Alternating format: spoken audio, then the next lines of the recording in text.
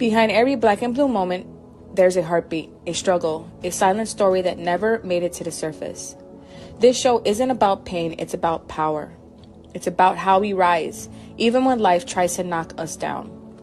We've all had these moments when the pressure of life, business, or relationships felt too heavy to carry. But somehow we kept pushing. Somehow we're still standing. That's what this space is for. Not just for talking, but to heal, to grow, to rebuild, to face the real, the raw, the messy middle we often hide. You're not alone here. You're seen, you're heard, and your story matters. I'm Indigo Brown, and I created this space because I've lived the black and blue, but I also know what it means to come out shining, to build something beautiful from brokenness. So welcome to Ask Indigo Brown, embracing your black and blue moments on the Small Business Network podcast TV. This is where pain meets purpose, where your comeback begins. Let's talk, let's grow, let's embrace it all together.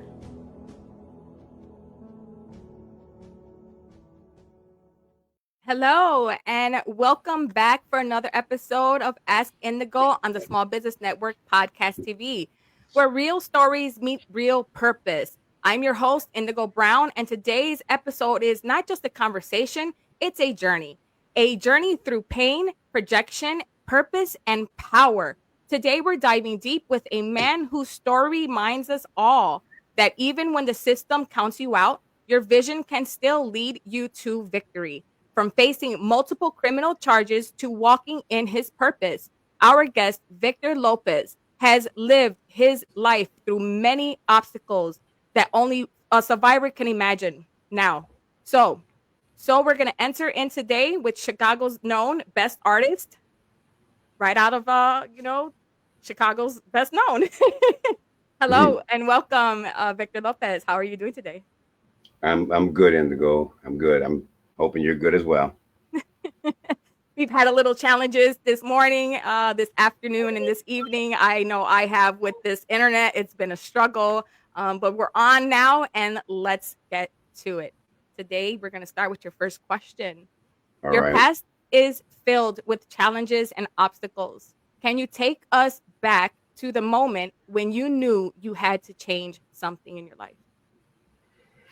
Um, 1996, and at the time I was confined at the Pontiac Correctional Center in Pontiac, Illinois, and we were on a we were actually it was a permanent lockdown. It was the Department of Corrections was going through a transition, and they were revamping the system because some embarrassing footage that the media got hold of that embarrassed the Department of Corrections. So um, I was stuck in a cell for about 6 months on this lockdown, and at the time, my relationship with my family was strained because of my choices and because of the way I was living. I mean, I was still, heavily involved with the gang culture, and hadn't got my shit together, so to speak. But it's ironic that I had an epiphany while under the use, and I'm not going to talk about what I was using, but I had an epiphany where I took it had me take an inventory of my life, and then I foresaw my future. Like, it's still not too late because I was, like when at that time when I look back at my life, I had nothing to show for it but penitentiary memories, and which don't get you nowhere. Right. And so I wrote a heartfelt letter to both my sister and my mother, um, telling them of this epiphany and what my plans were and my projections.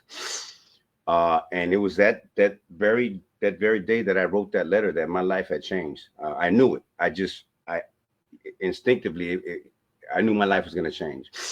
And sure enough, shortly thereafter, so we went on lockdown. I don't remember what month in 1996, but 6 months later, I was being transferred to a medium security prison called Illinois River. And just as soon as I got there, in the letter to my sister and mother, I said, if I make it out of here, I'm going to enroll in school. I had already taken, college courses and stuff like that while I was in prison, but I hadn't achieved nothing as far as any degrees or anything like that. So I signed up for. They had a vocational trade there at the Illinois River for culinary arts. I signed up for that. Signed up for classes as far as college courses, and I started my journey as far as making something of my life while living under these circumstances. And I it was like I was a man possessed. I just felt the urgency of like I need to do this, not only for myself, but well, yeah, for myself as far as to prove to myself that I could do this, but to work towards further goals and further projections that I had, because my mind, I'm a man of ideas and visualizations, and so yeah, a couple of years later, I earned a certificate in vocational in culinary arts, and then followed up by that construction occupation, which I mean, we literally built the home from the ground on up. The classroom was that big where we were able to build like a one bedroom home, but it was a pilot home Right. from plumbing to electrical and everything like that. Got my associate's degree, and then when I attained those goals, I could no longer go further because the Department of Correction puts an educational cap. Well, they had an educational cap as far as how much you can get. Right. So that led me to do with the question of like, well, what do I do now? At that point in time, I had about maybe 7 years left on my sentence. So I said, man, I'm going to focus on my art, and that alongside with being referred through one of my supervisors in the art room, my talents had caught the attention of everybody because I was, at this during this time, this was more like a development phase, like the levels of skill that I reached at that point in time just blew my mind. I was boggled by like my ability to paint photorealistic paintings. Like, when I would send my wife was just telling me the story another day when I sent her pictures of my painting, she goes, "Ah, he expects me to believe this is a painting." Well, then she came to she later came to find out that these were paintings; they weren't pictures. Right. Um, and so there was a position opened. The prison had a program. It was a community based program where inmates made signs for like art fair. I mean, not fairs, but like fairs, parades, the local college community campus, any kind of sponsorship. And it was one man job, and it was Yeah. available. She goes, Mr. Lopez, I think you'd be good for this job. And she goes, if you want me to, I'll speak to the ward about you. So I mean, that tells you a lot about how much credibility I had with her. Sure enough, I got the job, and so I was painting all kind of things from car dealership. I mean, from name brand things as far as on big banners and vinyl wraps and even like sheets of plywood. And so yeah, so that was from that time on. I was working in the art room, and when I went, well, I was there like 5 days a week. I'd be in the art room, from like 8 to 3, and then later on in the evening, I painted my cell. And then there came a time too that I decided not to do anything but paint. So like I would paint all night. Like the moment we locked in our cells, which was like about 9 o'clock, to the time our doors busted down, which was about 4:30 in the morning. That was for breakfast. I'd be painting like 8, 9, 12 hours a night, just filled with this fervor. Like, man, I was just. Did you It, know, was this something that was always like inside of you, a passion? Was this something that was like something you did as a child, or is this something that just became very brand new for you in general? it's always been inherited and innate in me because I can remember as far back as in the first grade, my teacher, Mrs. Young, I had drew an elephant from National Geographic magazine, Oh, and she cool. was so impressed by my talents. She went to go get another teacher from another classroom to show her what I did. That's really The cool. th- and then I mean, like, I remember like in the 70s they had these commercials where you had to draw these parrots and you'd send it in as far as like take classes stuff like that, and I did that just on a whim, like, and they they send me some material as far as like joining this group or whatever. The thing is though, I never took it serious. I mean, I've been drawing all my life. I just never took it serious, and it only took for me to go to prison to discover that this was my calling, this was my purpose. Sometimes, you know, we're not perfect human beings. Things happen, and sometimes we have to learn the hard way, unfortunately, to kind of force ourselves to make a change, be a change, do a change, and be the change maker and find passions. Maybe you could have been struggling, with finding yourself, or maybe understanding yourself in a way that inspired you to want to be the better version of you. We're always stuck in these environments where we're forced to be some type of way, or live our life to someone's perspective, or we're conditioned based on our environment. But you found your way through it, and that's a great thing. Art seems to definitely allow you to shine in ways that maybe you have not been able to see yourself before. So that's always a plus. I see that as a great accomplishment. Unfortunately, you had to, get in trouble, Yeah. to make a change. But, you know, as the audience can see, there's tons of art behind you. Each one of these things show a different part of you. If you want, you can definitely talk about what I see behind you. I know I see a face, and I see some designs on the side of you. Let me see if I can draw this a little closer. Gotcha. So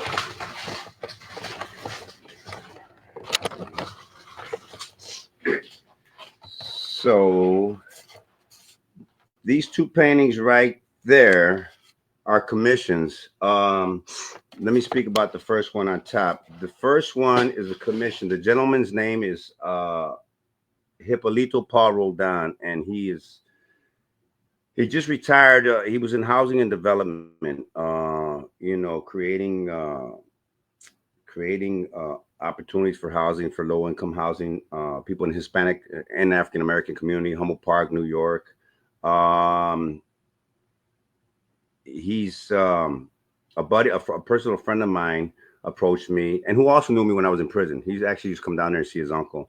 Approached me and asked me if he can commission me to paint Mr. Paul Rodin, because Mr. Roldan also received the MacArthur Foundation, which was like $100,000, and he only gave it back to the community. But he's sent a lot of young people to college on scholarships, and he's, like I said, he's been well invested in the community. So it's an honor that I was asked to do this, Right. And so actually, my buddy just recently returned it to me, because he just said if I could just lighten up his face in the middle. I was like, yeah, no problem, no problem.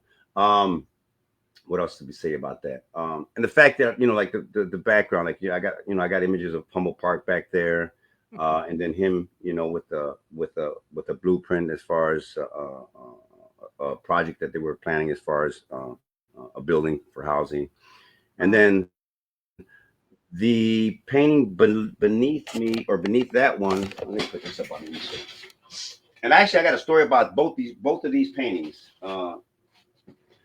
So this painting is a recent friend of mine that I met while in treatment last year, Right. and I'll get to that.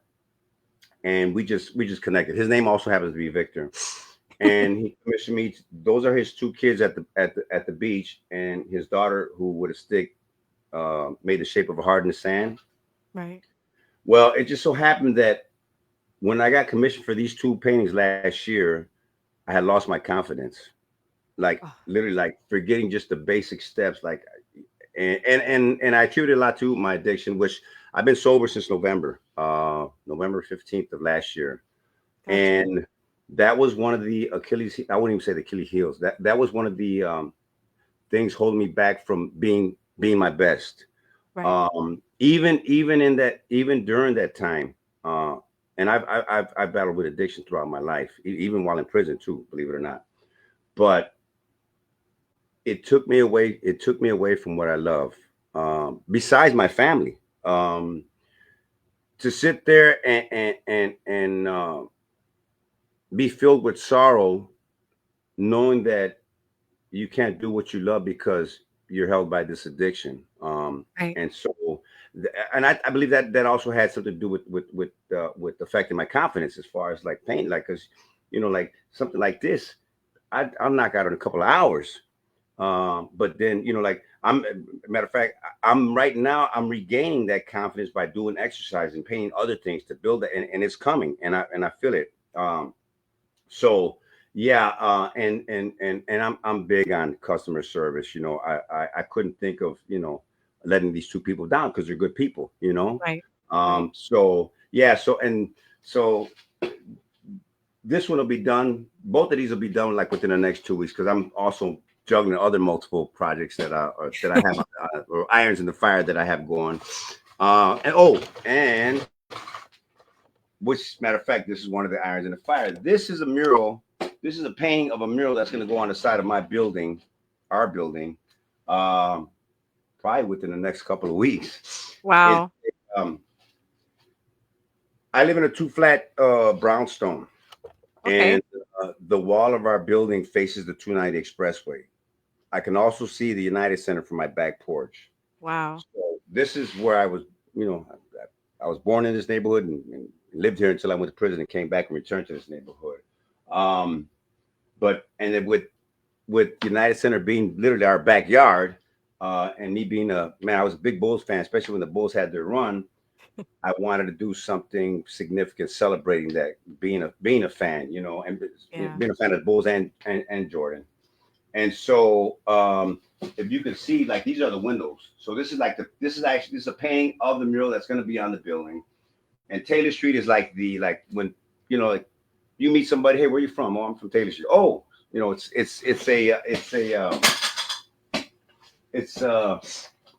it's how we connect.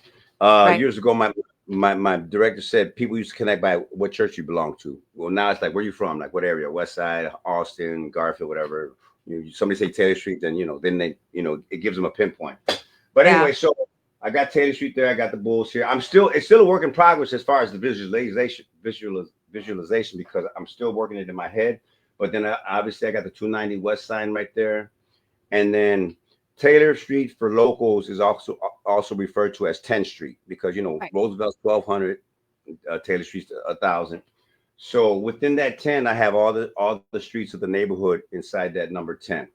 Gotcha. And then I have a quote from a rap lyric by an artist by the name of Jeezy. It's called "I Put On for My City," and that's how I feel about this mural because I know once I get started and once I'm done with it, I'm sure it's going to create a buzz. Especially with the scope and the scale of I mean, everybody going to Bulls concert. I mean, to the Bulls games, concerts at United Center, or just going downtown. They're going to see it. You know, Yeah. and I know that because it's reminiscent because I worked on a significant building in Chicago right off the Kennedy Expressway where years ago Jordan and Rodman were painting during their heyday, and they used to stop traffic because they used to switch up Rodman's hair every now and then, the color of his hair. I worked on it. I painted on that building, and, Wow. and I used to get all the beeping and hey, and people applauding, whatever like that, because they enjoyed the work. Well, this is a lot different now because this is something Personal. yeah, more personal, and Yeah. so I'm really really thrilled to get started on that. All right, Well, I definitely want to tell you that, first next. and foremost, congratulations for the amount of triumph that you keep pushing yourself forward. And when it comes to like, addictions and having these type of issues, it's never easy to get out of these situations by far. People struggle with Yeah, it every single day, and addiction could come in all shapes and forms. There's no bias against a form of addiction. They come in all kinds. So the fact that you are no, I've, owning I've up, learned I've learned that through treatment. as long as you're owning Yeah, it, and you're not making yeah, excuses for it, and you're still pushing forward, you're still doing despite your challenges, and you're doing whatever is helping you to kind of stay out of your head and out of these moments of feeling like, you know, I'm less than. You're not less than. You're a person that is just struggling and trying to find your way every single day. Your art shows passion and purpose, and definitely use your art as a distraction. Definitely. Well, you know And what? Can I say something about that? You go hit it on ahead. the point. I just told a friend recently that I don't.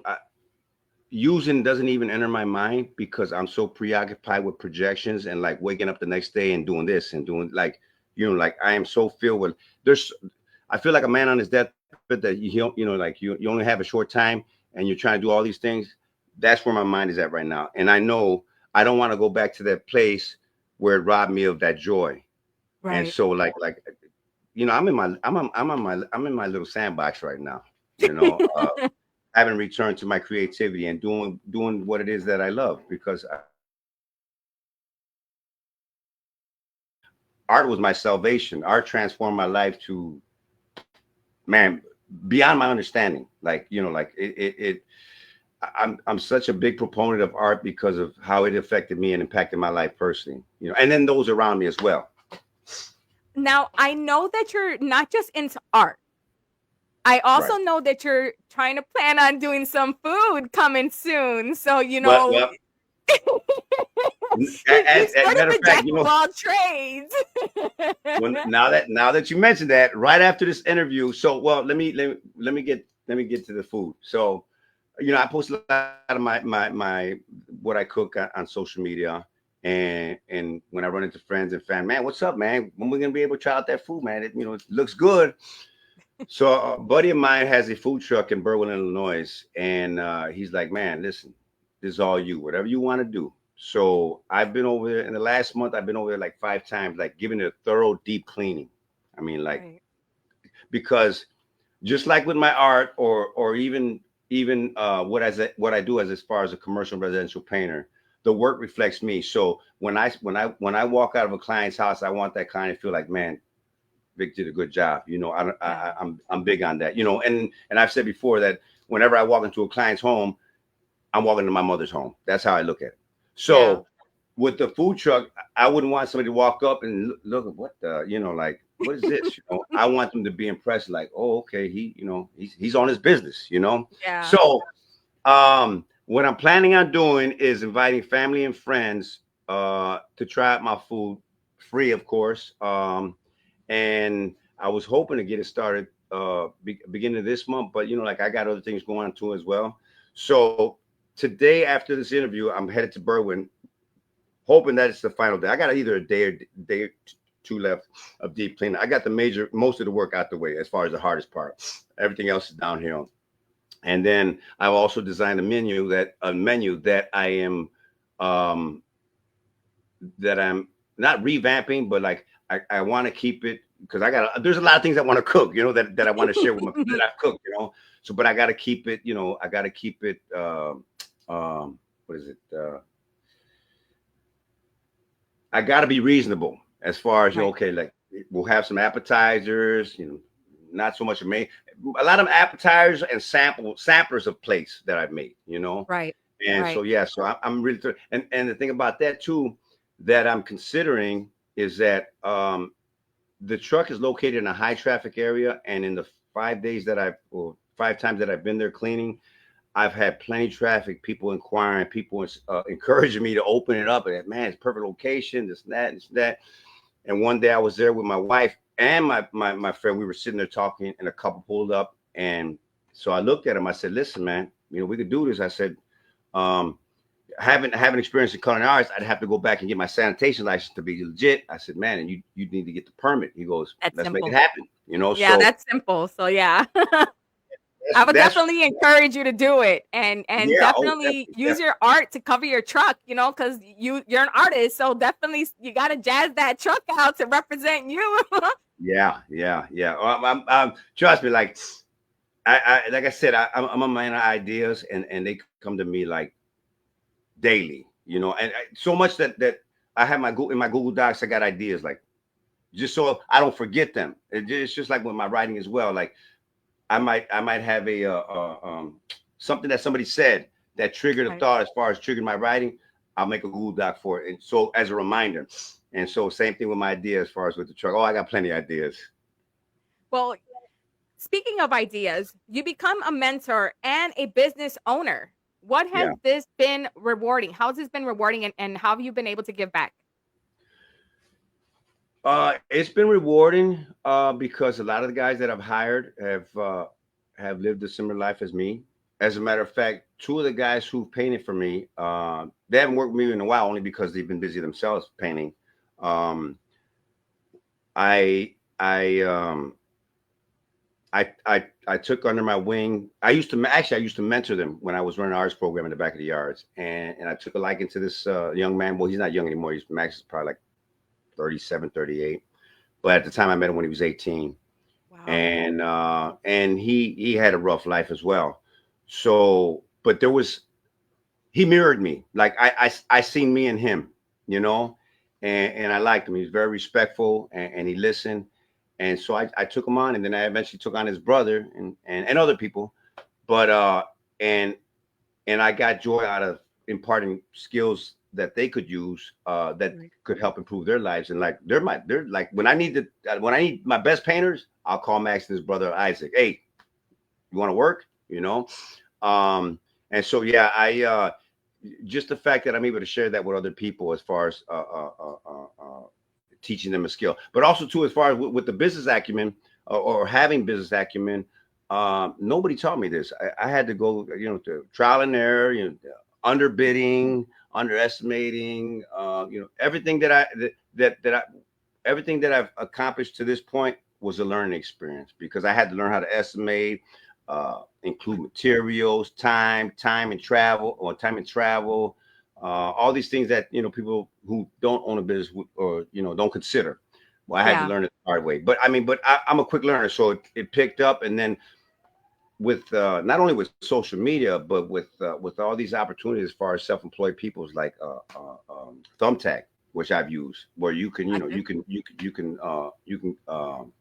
you can bid on job opportunities and stuff like that. And that's another thing. Bidding is also a talent too, because you don't want to underestimate, but you don't want to overestimate it and lose a customer. So Right. it's a fine line. But I've reached that point of confidence and know and experience where I can go into a place and meet the customer in the middle or the client in the middle, whereas they're happy with the estimate or the bid, and I'm happy with what I'm making from it. So yeah, I mean I it's love it. fulfilling. I can imagine, having a business or starting a business is not easy at all, at Mm-mm. all.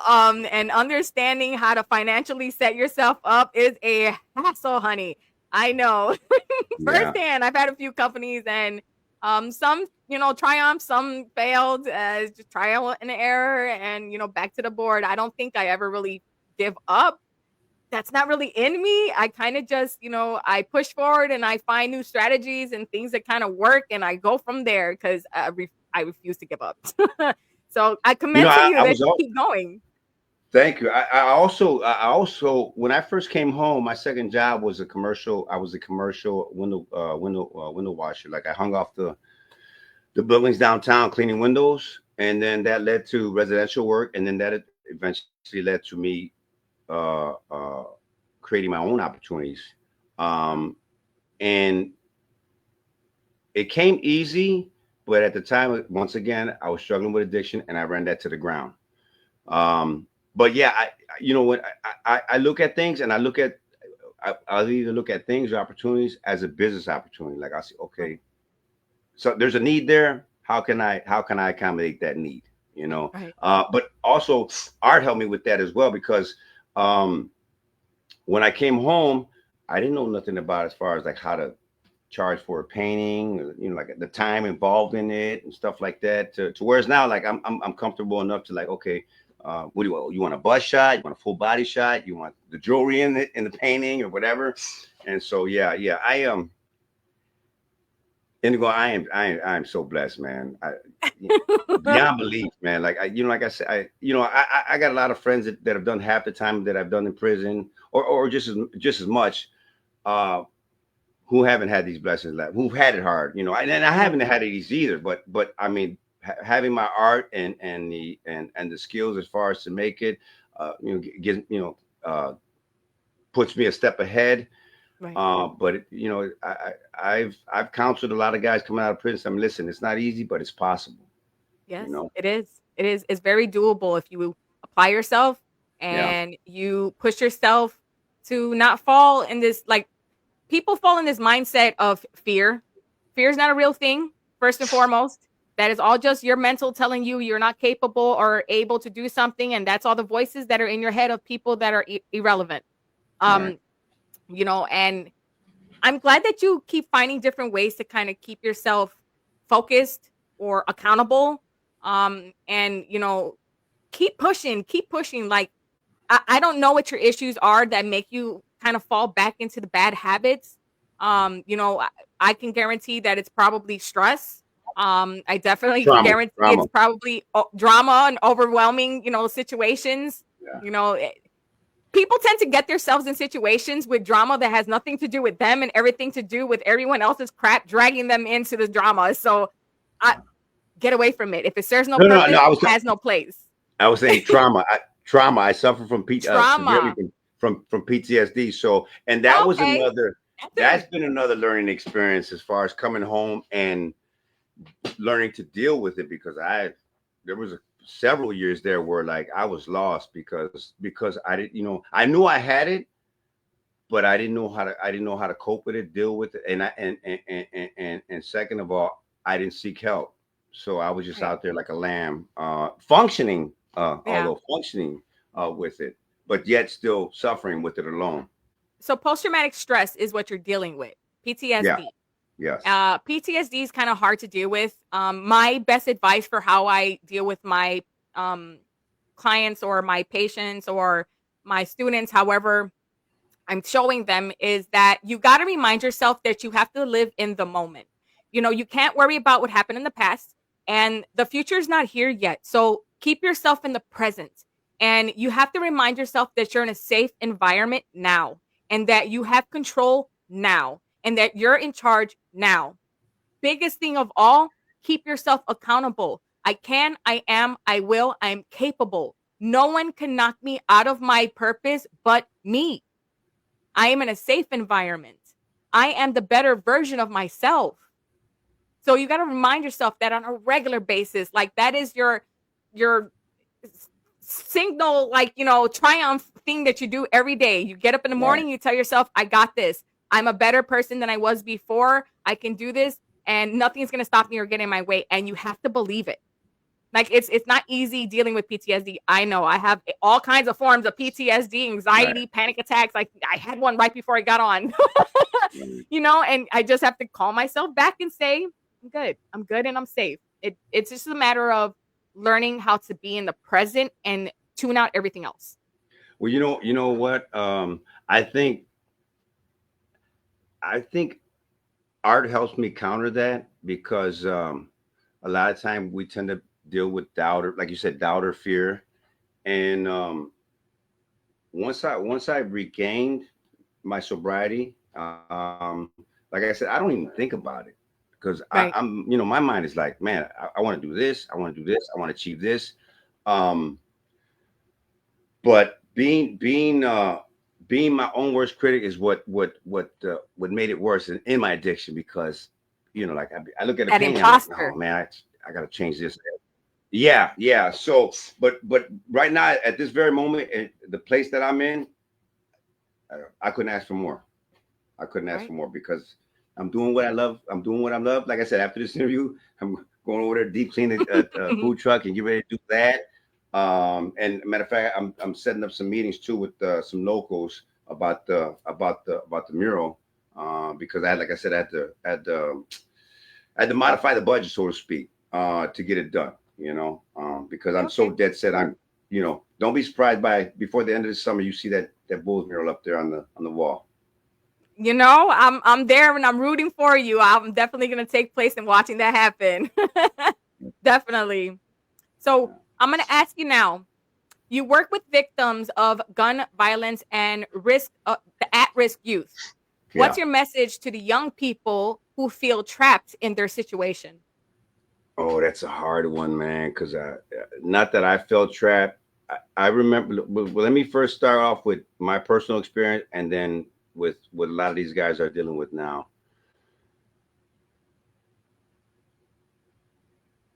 My mindset back then as a teenager, I was knee deep in it. Like I was about it. Like there was, there was no question. Like I was about it. But yet there was that part of me is like, man, I wanted to get away from it because I seen where it was, what it was leading to, and what eventually ended up happening as far as me going to prison. Right. Working with high risk youth and adult men, matter of fact, who were victims of gun violence or the actual offenders,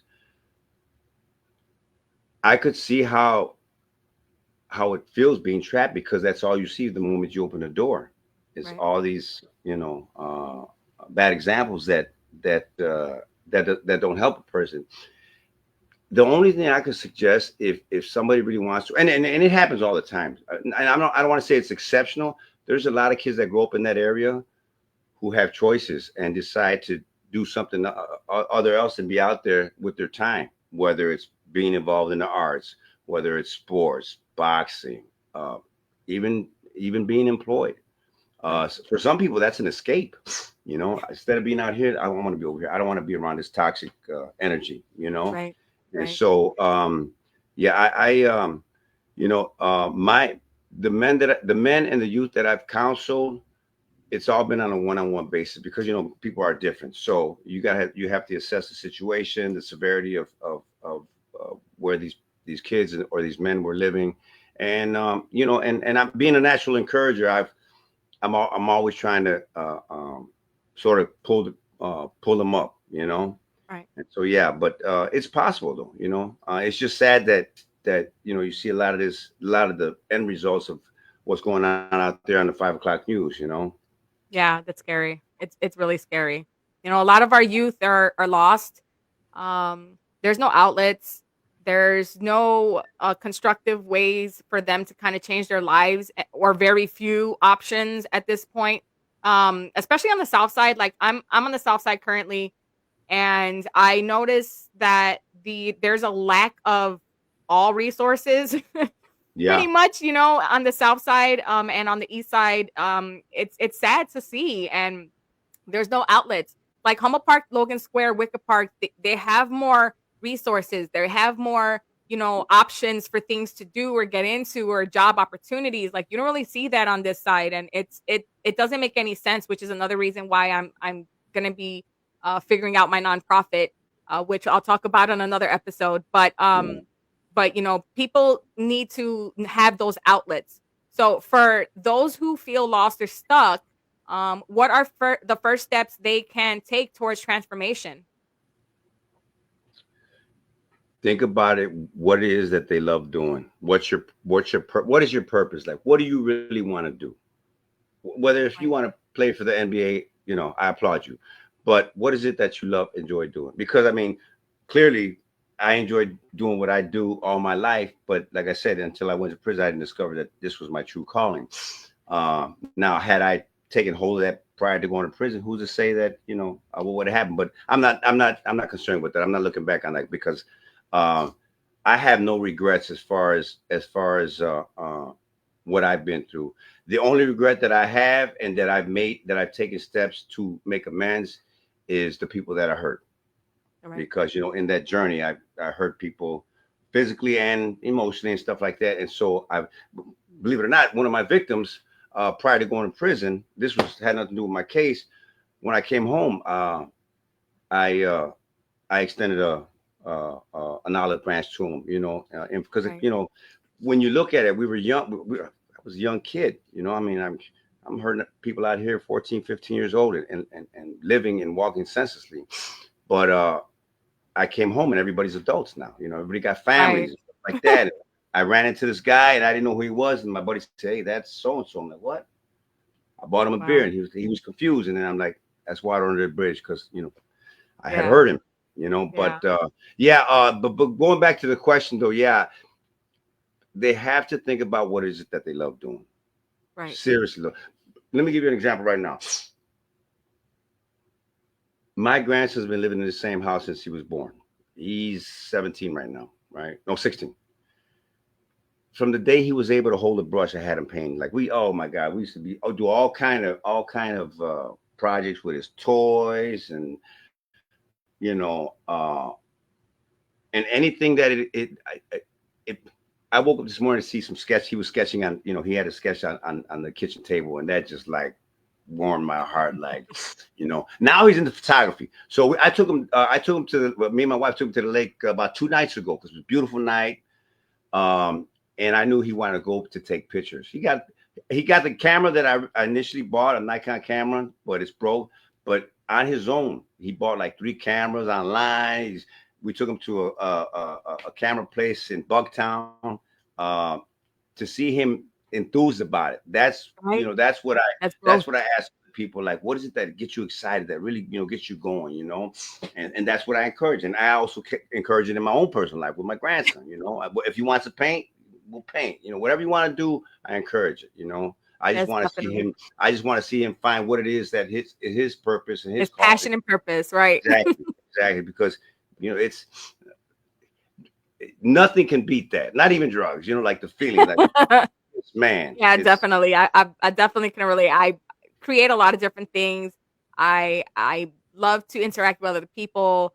I love to help other people in so many different ways, and a lot of the time for free. And it's got nothing to do with like the money, and more about just the love and the passion of knowing I created something and know that my creations are out there in the world, so that if I were to leave the world today, guess what? A piece of me is out there and for everyone to see forever. I did good. I did good. I did good. I succeeded in life. So, and that's exactly what you're doing right now with all your painting and all the things that you do. Like, life isn't perfect, but if you were to leave the earth today, can you honestly say that you succeeded or that you left an impression in the world?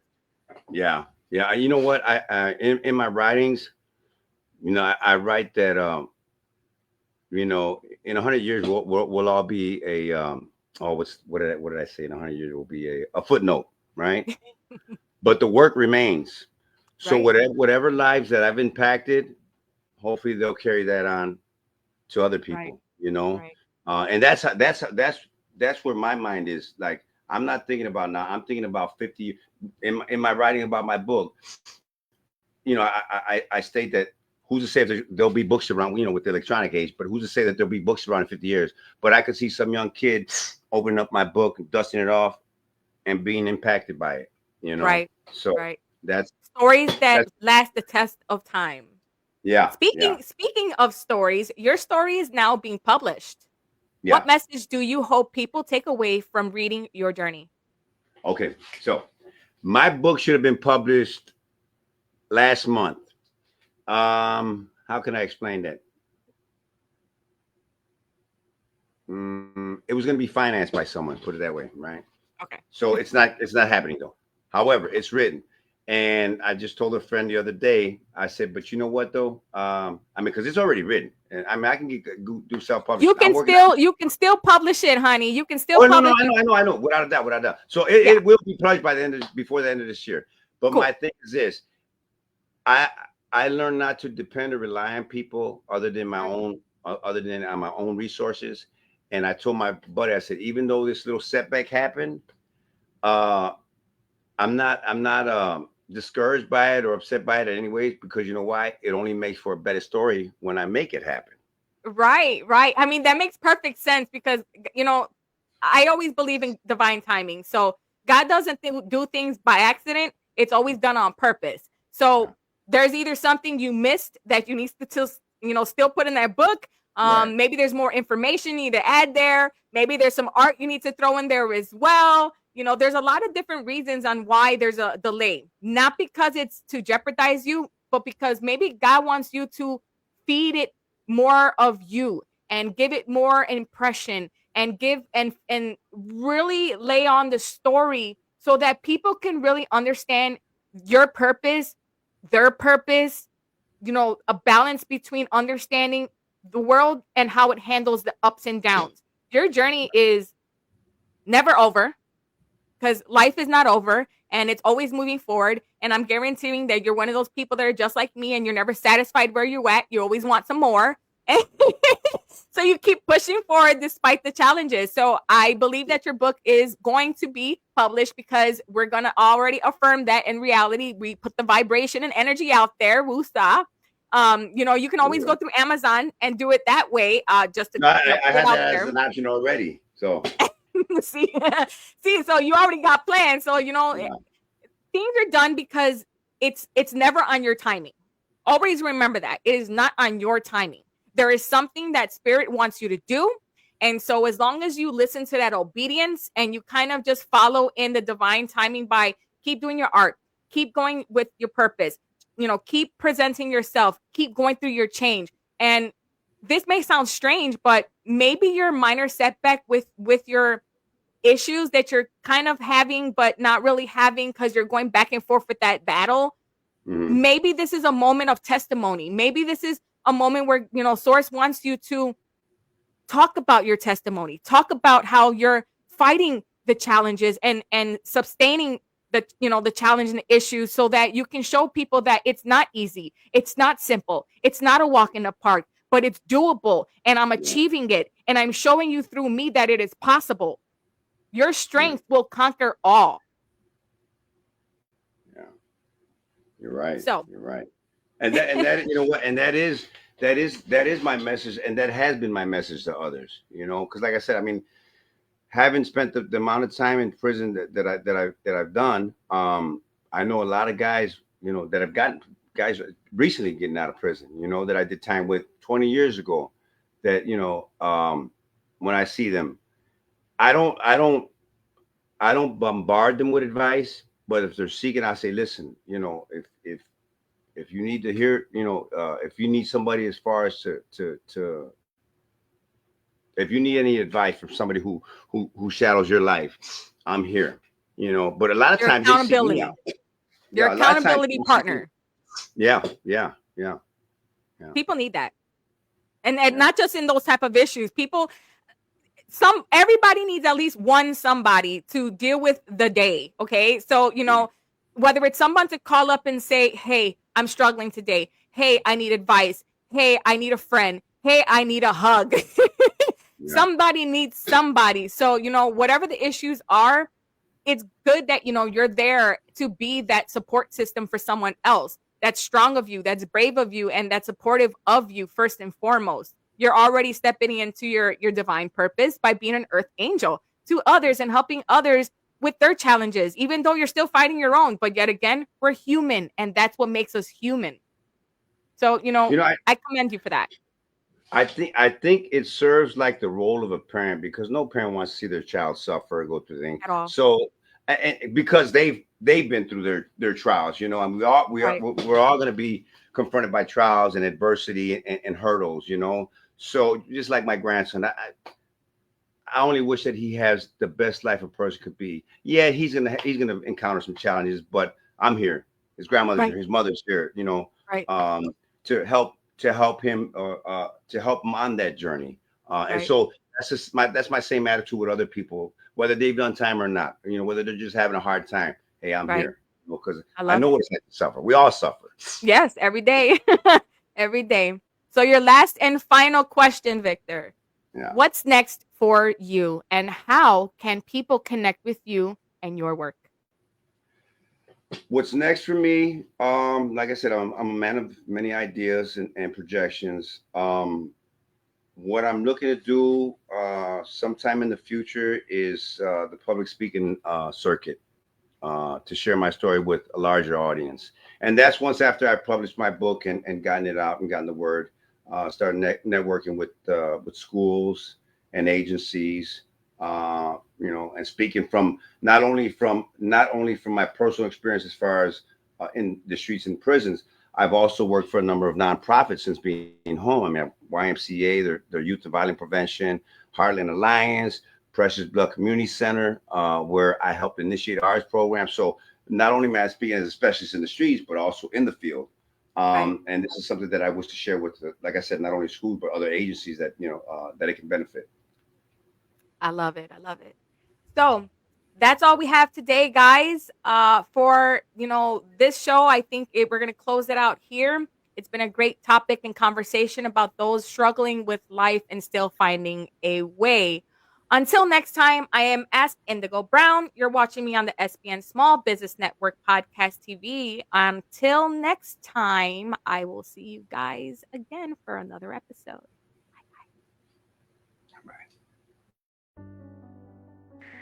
Life isn't simple, and there's no handbook to guide us through it.